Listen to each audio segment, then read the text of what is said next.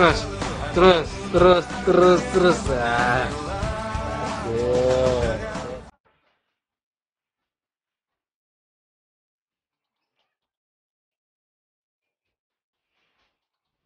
Apakah Anda termasuk orang tua yang suka melemparkan bayi Anda ke udara dan menangkapnya kembali ketika sedang bermain dan bercanda? Kalau jawabannya iya, maka ada baiknya Anda menghentikan kebiasaan itu. Sepintas memang tidak tampak ada yang salah. Bayi Anda terlihat bahagia dan baik-baik saja. Namun demikian, tersimpan potensi bahaya yang bisa mengancam masa depan bayi Anda dari kegiatan tersebut, apalagi terhadap anak berusia kurang dari 3 tahun. Begini penjelasannya. Bayi yang masih sangat muda belum bisa menahan kepalanya sendiri lantaran otot lehernya yang lemah. Akibatnya, jika bayi terguncang badannya, maka kepalanya akan bergoyang ke depan dan ke belakang.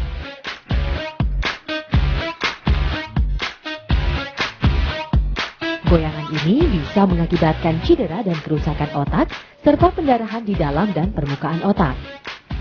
Guncangan selama 5 detik saja bisa menimbulkan masalah serius pada bayi. Salah satu akibat dari cedera otak pada bayi adalah apa yang disebut sebagai cerebral palsy. Cerebral palsy adalah gangguan kontrol terhadap fungsi motorik yang disebabkan adanya cedera dan gangguan perkembangan otak. Fungsi atau kemampuan motorik anak didefinisikan sebagai proses tumbuh kembang terkait kemampuan gerak seorang anak. Sebagai contoh adalah kemampuan berjalan, berlari, dan kemampuan lain yang terkait gerak tubuh. Setiap gerakan anak sesederhana apapun adalah merupakan hasil interaksi yang kompleks dari sistem tubuh yang dikontrol oleh otak. Jadi, cerebral palsy bisa diartikan sebagai sebuah keadaan karena kelainan pada gerakan, otot, atau postur tubuh pada anak. Cerebral palsy, orang Indonesia sering mengistilahkan menjadi kelumpuhan otak atau lumpuh otak. Ya, itu merupakan sebenarnya suatu gangguan kondisi motorik yang sifatnya sebenarnya permanen dan tidak progresif, yang disebabkan karena cedera ataupun perkembangan abnormal pada otak manusia yang sedang berkembang. Secara fisik, penderita cerebral palsy biasanya ditandai dengan kekakuan pada tungkai dan tubuh, serta postur tubuh yang abnormal. Selain itu, penderita cerebral palsy biasanya juga mengalami kesulitan untuk mengkoordinasi otot, akibatnya cenderung tidak bisa mengendalikan gerakan tubuh, serta refleks yang berlebihan.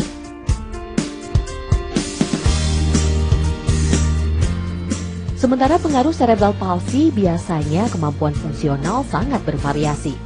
Orang dengan cerebral palsy sering memiliki gangguan lain berkaitan dengan kelainan perkembangan otak seperti cacat intelektual, masalah penglihatan dan pendengaran, ataupun kejang.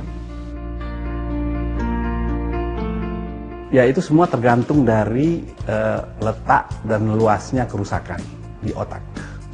Orang mengklasifikasinya dari dua hal. Kelainan pada motorik, sistem motorik, ada juga kelainan pada non-motorik. Kalau kita bicara sistem motorik, itu kelainan tadi adalah gangguan pergerakannya, adanya kekakuan otot, adanya sikap atau postur tubuh yang terganggu, ada gangguan koordinasi daripada gerakan-gerakan dia, gangguan dia keseimbangan dia waktu dia berjalan. Itu semua dikaitkan dengan gangguan-gangguan motorik. Anda sebagai orang tua patut mewaspadai gejala cerebral palsy pada bayi. Umumnya, tanda permulaan adalah sangat lambat melakukan kegiatan dasar. Deteksi dini bisa dilakukan dengan mengamati proses tumbuh kembang buah hati Anda. Semakin tinggi usia bayi, namun perkembangan kemampuan motoriknya masih lambat, maka Anda perlu mewaspadainya sebagai gejala cerebral palsy. Sebagai contoh, jika di usia 3,5 bulan, bayi belum mampu mengangkat kepalanya, dan biasanya jika diangkat dari posisi tengkurap kakinya bergetar atau tremor, maka Anda sudah harus mewaspadainya sebagai cerebral palsy. Bayi yang belum dapat tengkurap dari posisi terlentang sampai umur 8 bulan, tidak dapat duduk sampai umur 16 bulan, tidak dapat merambat sampai umur 16 bulan, dan tidak dapat berjalan sampai umur 18 bulan, dikategorikan mengalami keterlambatan perkembangan motorik dan patut diwaspadai.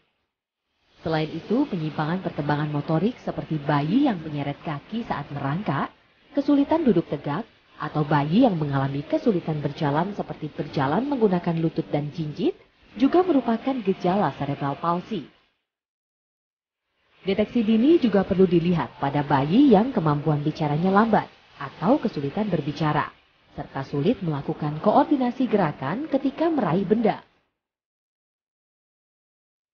Gejala lain yang sering membuat masalah adalah kontrol yang buruk bayi pada otot-otot mulut dan lidah, sehingga air liur keluar secara berlebihan.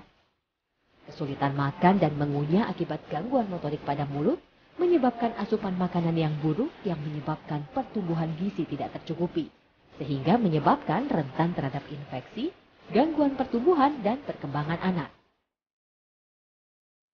Lambatnya perkembangan motorik bayi secara tidak langsung juga menunjukkan tingkat cedera atau gangguan perkembangan otak.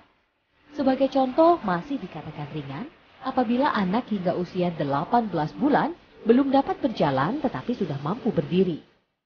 Namun jika usia 4 tahun belum bisa duduk, maka bisa dikategorikan berat tingkat cedera atau gangguan perkembangan otaknya. Meski demikian, dari sekian banyak gejala cerebral palsy, yang juga perlu diingat adalah bahwa proses tumbuh kembang bayi berbeda-beda satu sama lainnya. Artinya, gejala-gejala pada bayi adalah sebuah indikasi. Perlu pemeriksaan lebih lanjut dan menyeluruh untuk menyebut seorang bayi menderita cerebral palsy. Enak gak? Terus?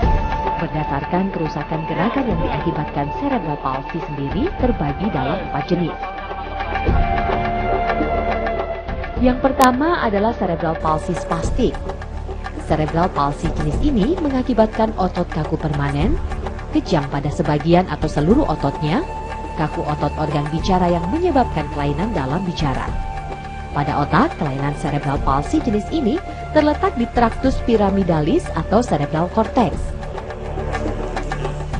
Kelainan jenis spastik ini merupakan yang terbesar dari seluruh jenis cerebral palsy.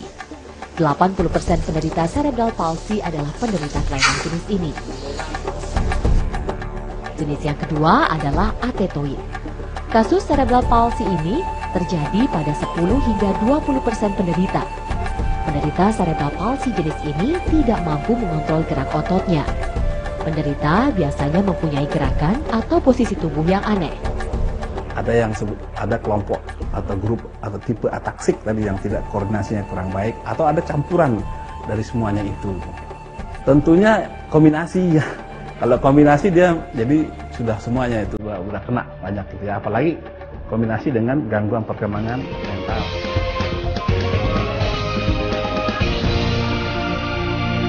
Ironman distances, 70 marathons including 30 Boston marathons, 94 half marathons, and 155 5K races.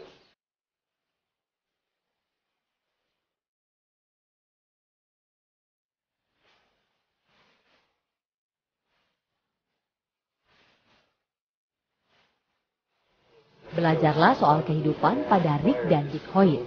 Ungkapan itu mungkin tepat untuk menggambarkan kisah inspiratif yang banyak menginspirasi masyarakat dunia. Kisah pasangan bapak anak warga Massachusetts, Amerika Serikat ini adalah kisah nyata.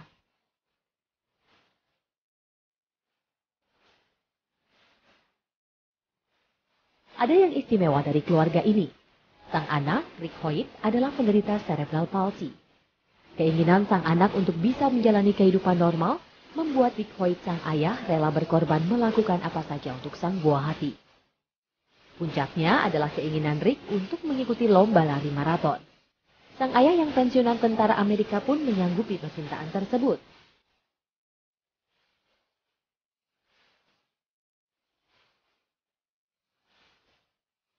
Dick dan Rick Hoyt menamakan diri sebagai tim Hoyt. Akhirnya mengikuti lomba lari maraton bahkan triathlon. Yang menyentuh selama mengikuti lomba, sang ayah berperan sebagai kaki dan tangan bagi anaknya.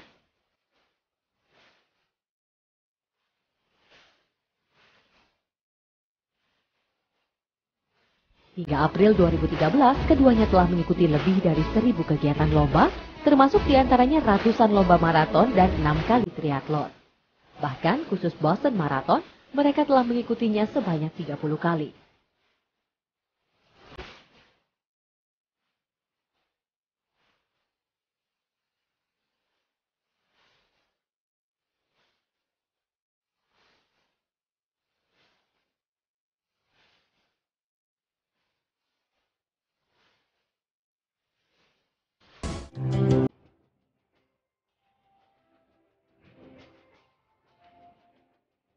Cinta kasih pula yang mendorong Rick Hoyt akhirnya mampu menempuh pendidikan tinggi dan lulus dari Universitas Boston di tahun 1993.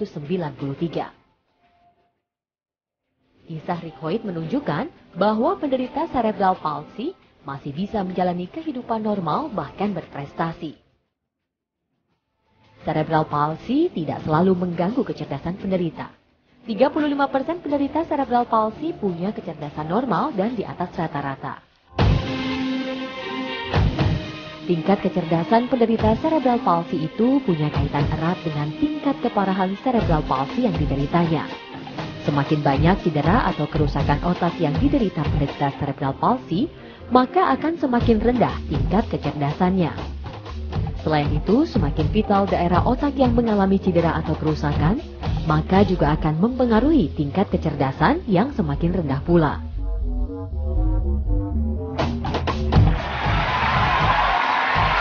Di dunia, kita mengenal nama Josh Blue. Pria Amerika berusia 35 tahun ini adalah seorang komedian. Josh juga adalah seorang penderita cerebral palsy. Namun keterbatasan itu tidak membuat kecerdasan Josh tertekan. Josh mampu bersaing dalam sebuah program kompetisi komedi. Just say me and my teammates, well, we didn't have to worry about getting tested for any performance. Bisa terganggu, bisa juga ada juga yang mungkin tidak. Tapi kebanyakan itu kan artinya itu kalau ada gangguan perkembangan, antara kerusakan pada otak tadi bisa merintangi atau menghambat perkembangan dari otak yang sedang berkembang tadi.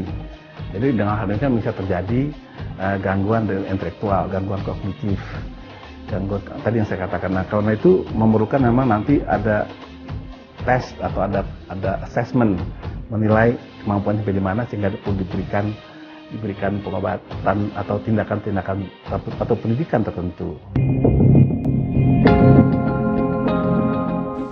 Angka kelahiran bayi di Indonesia tiap 3-5 menit terdapat satu bayi lahir. Nah, dari 1.000 kelahiran hidup, sekitar 2-2,5%-nya beresiko mengalami cerebral palsy. Lantas, apa saja sebenarnya faktor resiko penyebab cerebral palsy? Faktor resiko penyebab cerebral palsy bisa ditelisik dari 3 hal. Sekitar 75% cerebral palsy disebabkan oleh faktor saat masih dalam kandungan, 5% terjadi saat proses bayi lahir, dan sekitar 15% terjadi setelah bayi dilahirkan.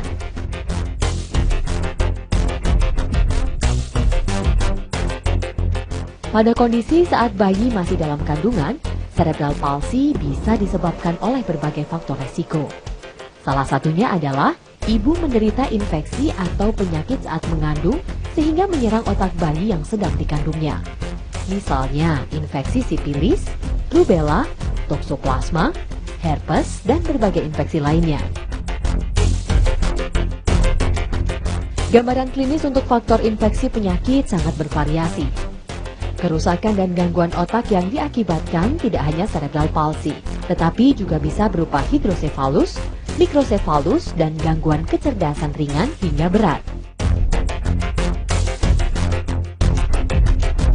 Kondisi kandungan yang kurang bagus juga bisa mengakibatkan cedera atau kerusakan jaringan otak janin. Kondisi seperti tali pusar tertekan atau melilit leher menyebabkan peredaran darah dan pasokan oksigen bayi terganggu, sehingga membuat otak janin tidak berkembang sempurna.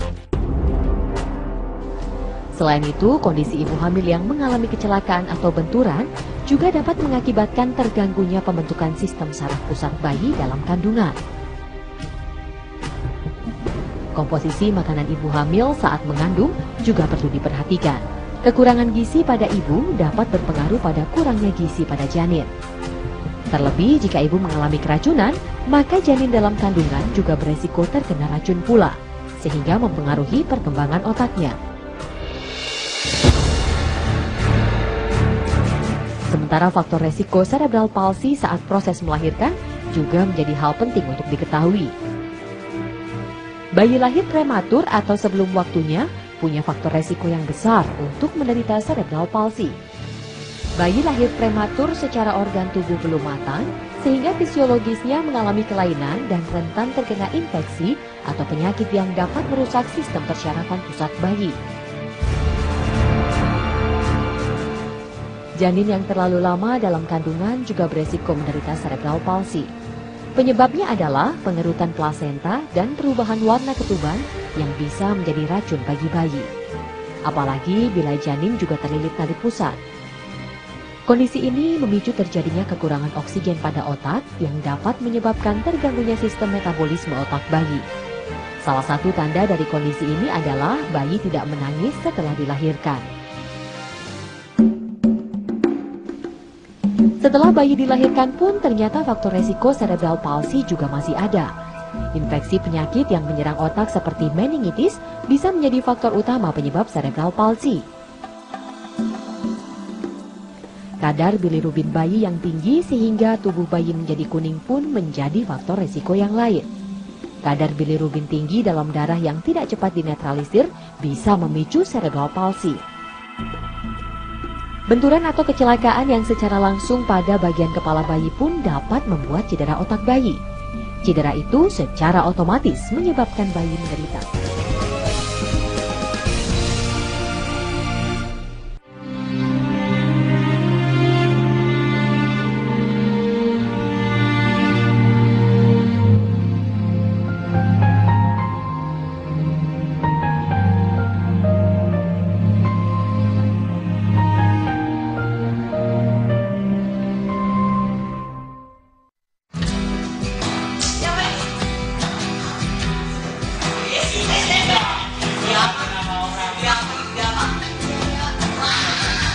Kelainan cerebral palsy biasanya akan diderita seumur hidup oleh penderitanya.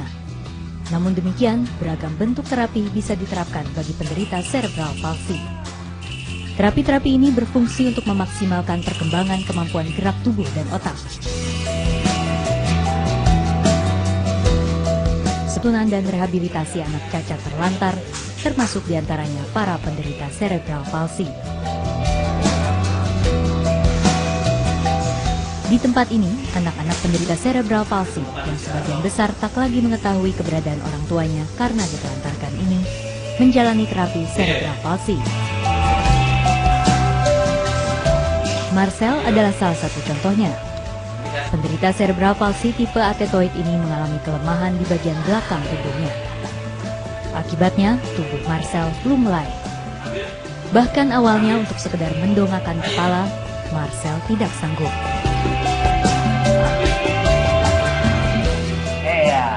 Ayo kejar kameranya, yuk kejar. Namun berkat fisioterapi yang dijalaninya, kondisi Marcel kini mengalami kemajuan pesat. Saat ini dirinya sudah sanggup membalikan badan, duduk dengan bantuan sandaran, serta mendorong kursi roda yang digunakannya. Tuh. Waduh. Ambil. Terapi dijalankan salah satunya dengan menempatkan benda atau mainan sebagai pendorong penderita agar mau bergerak untuk meraihnya. Melalui terapi ini, Marcel berlatih menggerakkan otot-otot tubuhnya agar bisa berfungsi dengan baik. Ya, udah nih capek. Ayo, mintanya nyelam. Berbeda dengan Marcel, Yusuf yang akrab disapa dengan Ucup juga seorang anak penderita cerebral palsy. Namun Ucup adalah penderita tipe spastik quadriplegia. Ucup mengalami kekakuan otot di hampir sebagian tubuhnya. Pada awalnya, Ucup mengalami kekakuan pada bagian belakang tubuhnya. Bahkan, Ucup tidak boleh dikagetkan. Sebuah tindakan mengagetkan akan membuat otot-otot dan bagian tubuhnya menegang sehingga menimbulkan rasa sakit yang luar biasa akibat kekakuan otot tubuhnya. Selain terapi untuk mengatasi masalah kekakuan otot, Ucup juga menjalani terapi wicara. 2 kali seminggu terapi wicara dilakukan. Ucup pun sudah mulai bisa merespon, walaupun dengan sekedar anggukan kepala dan beberapa patah kata. Ya, udah, jangan tarik mundur jarinya yang begini. Ini tangan dulu.